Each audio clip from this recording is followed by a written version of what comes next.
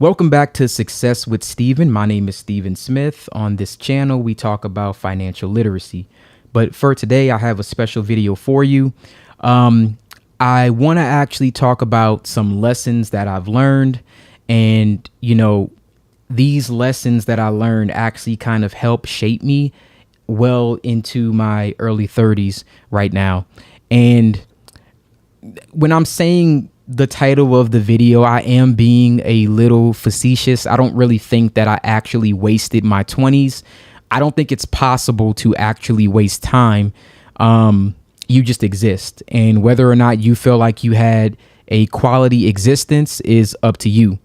And this will actually go into some financial literacy topics in the video, but a lot of the things that I want to discuss will be psychological concepts. And I think that finances and psychology actually kind of go hand in hand. So over the last decade, I've learned a lot of information about making money. I've learned a lot about patience. I've learned a lot about happiness.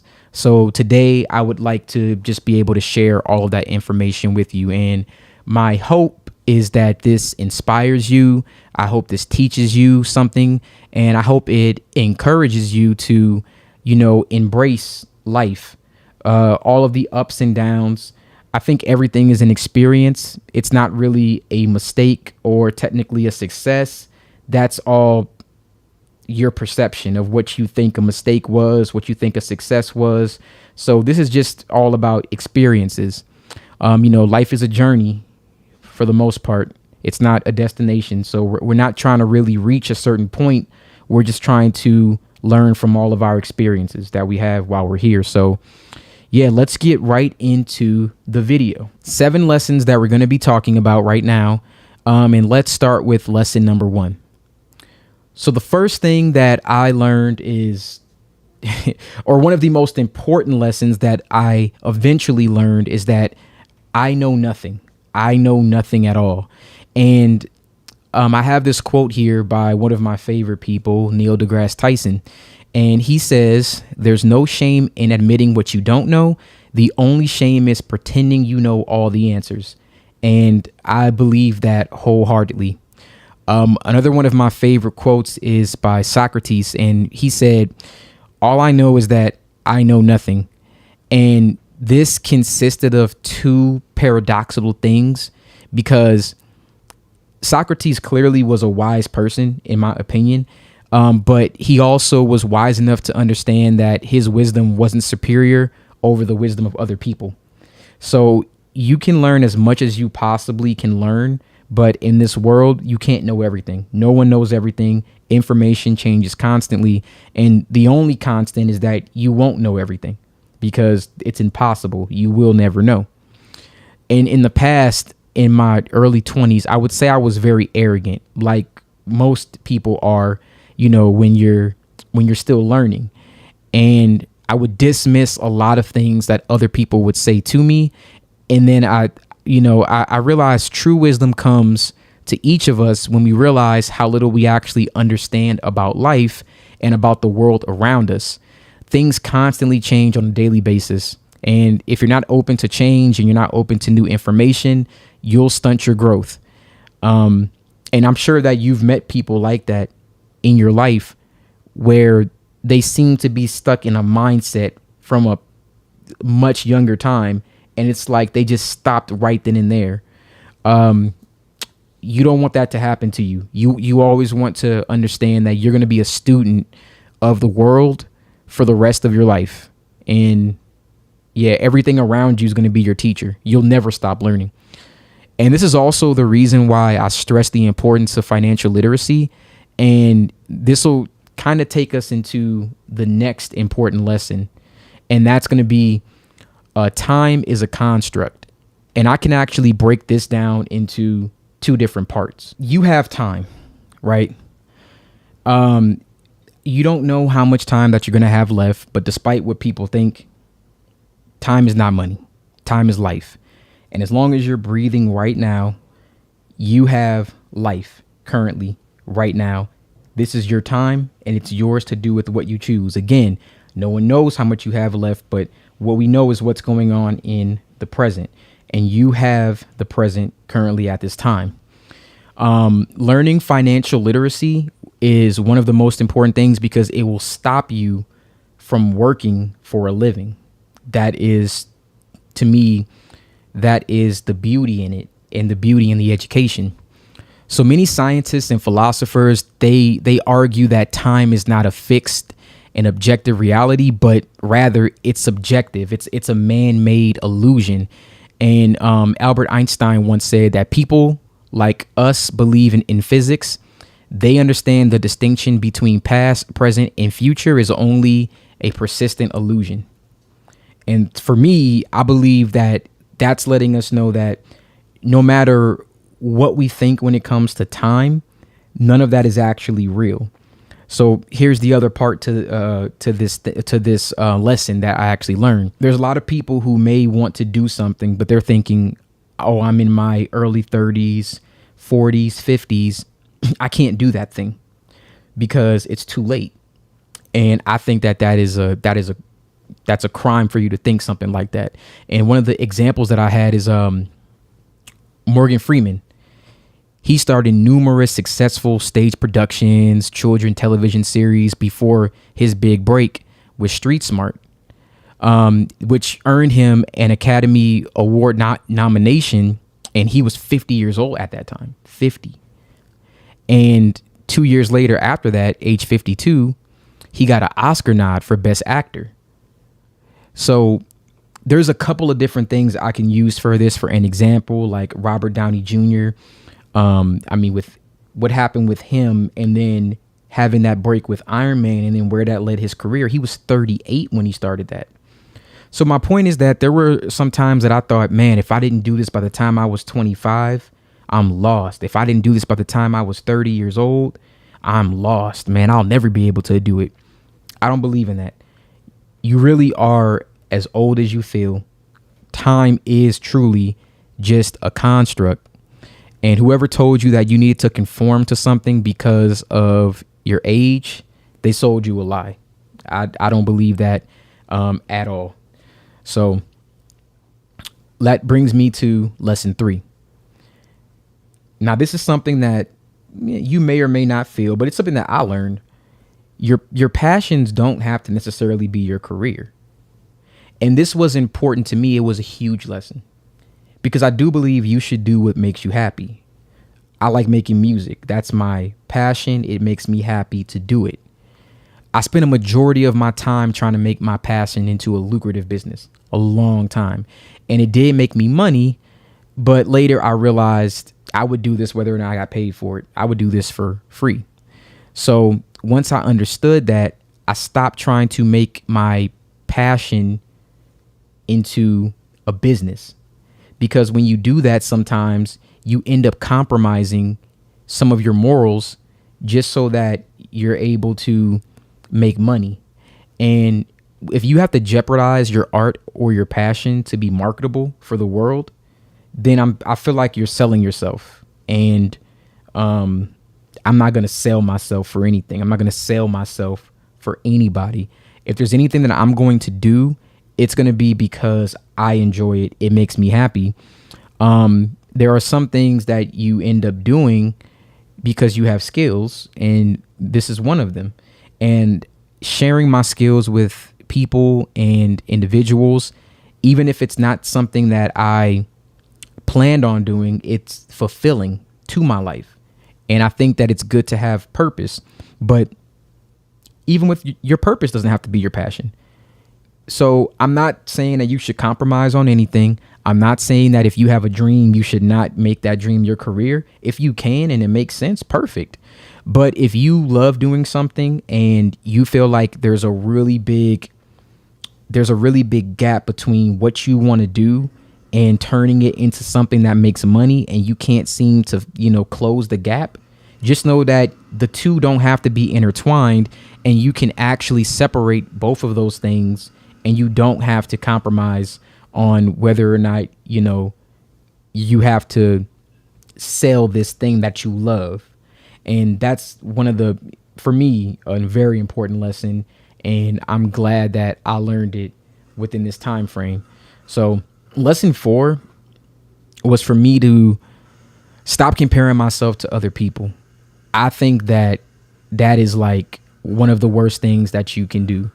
And comparing yourself to other people is the quickest way to, and I said fail, but let's not even say fail. It's just the quickest way to make you unhappy. It doesn't make sense. If you really think about it, what does that ever get you? So weighing your own accomplishments, your lifestyle, your self-image against someone else's is just, it doesn't make sense. As though you're on the opposite end of a balance beam. It's just a really, really bad idea. Don't ever do it. This is so harmful, and potentially it undermines all of your goals. And I think it's for a simple reason. This doesn't make it true. I'm just saying that this is how I perceive it. I think we are biologically programmed to put a greater emphasis on the negative. It's a negativity bias. So, for example, I can get 1,000 comments of people just telling me how much of an impact I've had on their lives. One person will insult me, and I keep thinking about that one insult. But I had 1,000 people tell me that I helped them. But why is that one insult stuck in my brain? And that's what that is. And therefore, when you compare yourself, or more precisely, almost your worth, to someone else's, you have a natural tendency to overlook the positive, positive, and the natural ability that you have. It's really a terrible thing. And again, it's like your brain is programmed to zoom in on things that it wants to fix. It's always trying to find areas where you fall short to make improvements. Like it's a survival mechanism. I'm not really sure why, but it's just something that we tend to dwell on. And dwelling on it is a choice. You choose whether or not you want to do that. It's always best to choose to avoid it. Even if the thought comes, meditate, practice that. Practice positive reinforcement. Always try to do that. And it's just, to be blunt, it's just non-contextual judgment on yourself that does not serve you. That state of mind does not serve you.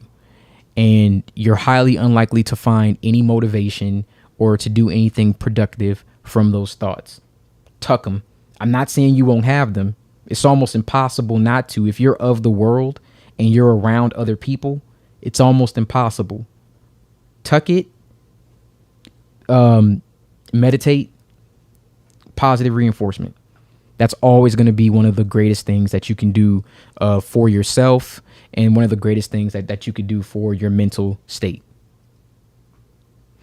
Lesson 5 that I learned is no condition is permanent. Nothing that's currently happening now is going to last. So change is constant. The only constant in life is change, yet when change happens, we are often surprised we are all human. Another one of my favorite quotes. And your current condition cannot outweigh your future glory. It can't. There's no situation that's going to last forever. Whatever afflictions that you have, whatever suffering that you think that you're going through, the disappointments, physical pain, emotional challenges, financial stress, challenging times never last. All right. And you will always rise above them as long as you choose to do so. Not saying that you won't get into a situation where it gets tough. It always gets tough. You're tougher. At least in my life, in my lessons, in my 20s, I learned that there's nothing that I couldn't overcome. If I'm alive, I'm breathing, I can do something tomorrow, and it can be different. My life can change whenever I so choose to make it change. So just remember that everything is constant, and that no matter what, you can make it through, and tomorrow will be different than yesterday. Don't forget that. Lesson 6 might be one of my important lessons, but my favorite. They're all important, but this may be my favorite. And it's discipline is true freedom. And I cannot stress how important this is to me.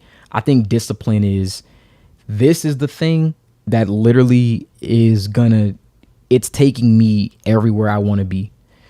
So saying no to distractions to me is freedom.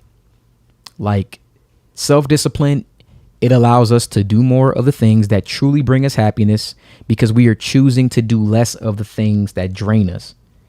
You need to have self-discipline. Self-discipline can improve every aspect of your life. You're less likely to give into temptation. You're less likely to make a decision that's impulsive. You're able to push yourself to achieve things that you never thought were possible. You set high standards for yourself and you work hard to meet those things. And there's so many things that I tried to like avoid by doing this. I thought I was giving something up by being disciplined, and it just gave me so much more. I mean, you'll have personal and professional successes. You'll feel proud of yourself and your accomplishments, and ultimately, it just helps in every aspect of your life. It helped me become healthier. You know, this means I was less likely to overeat, overindulge. Exercise was a big part of that. Getting enough sleep, bettering my mental health, bettering my financial security. That's one of the biggest things. Look, when you're disciplined, you are less likely to make impulsive purchases. That's a big thing, or spend money on things that you don't need. And this means you have more to put into your investments. And this can mean that you're going to make a more informed decision from doing that. You start to look in the long term instead of the short term. And I mean, last but not least, self-discipline just makes you happy. I think that it's one of the greatest things that you can do if you want to be happy. You're less likely to dwell on negative thoughts or engage in self-destructive behaviors. It pretty much eliminates all of that. And yeah, this is probably, out of lessons, the greatest thing that I probably can. It's like a gift at this point. I mean, it's the greatest thing that I've ever learned. Lesson 7 is failing is how you succeed. A lot of this stuff is going to be subjective because you may look at this differently. But for me personally, failing is my favorite thing to do now. Failure is the beginning of a success. You have to fail. There's no way to avoid it. You're going to experience hurt, whether that be physically or mentally. You have to learn how to deal with reality. You learn how to pick yourself up. You move on. You become successful, and it's a process that needs to be learned. I think if I'm being honest, you really never fail if you're following a process where you're learning. It's not really a failure. I feel like in school when we have tests, they grade us. You get the grade, you fail. What I believe that we should do, I should be able to retake a test as many times as I want to until I get everything right. Because what does me trying it one time and failing even mean? Why can't I take it again and then I go from a 60 to a 70 to a 80 to a 90 to 100? You shouldn't only get one time to attempt something. You should be able to attempt it as many times as you want, right? To the biggest failure, like if we want to really talk about failure, is when you give up or you quit. But if you're failing for the process in order to become successful, it's one of the greatest things ever. I mean, I'm in love with failing. I fail on a daily basis. And whenever I fail, I get better at it the next day. Hey, I work out till I go to failure. And then tomorrow I push a little bit more, and then I work out again till I go to failure. And I'm a little bit stronger than I was yesterday. That's just how I think about it. But definitely another one of the greatest life lessons that I feel like you can get. So if you're in your 20s, or even if you're in your 30s or your 40s or your 50s, any experience that you have or you've had is not wasted. You're going to do something, you're going to go through something, you're going to learn something. And if you gain something from that, a piece of knowledge, a feeling, a lesson, it wasn't wasted. Nothing is wasted if it was gained through experience. I believe that all of those can have a positive impact. And again, that's a part of that mentality. If you look at every experience and it has some association with something negative that you keep in your mind, that's just your mindset. If you look at every situation and try to find the positive outcome in that situation, it will only make you improve. So, again, when I've made this video, it was more of to encourage you to take more chances, take more risk, fail more, experience more, and do it in your 20s, in your 30s, in your 40s. It's your life. It's your time. I think you should make the most of it however you see fit. Thank you so much for watching this video. You guys have a wonderful day.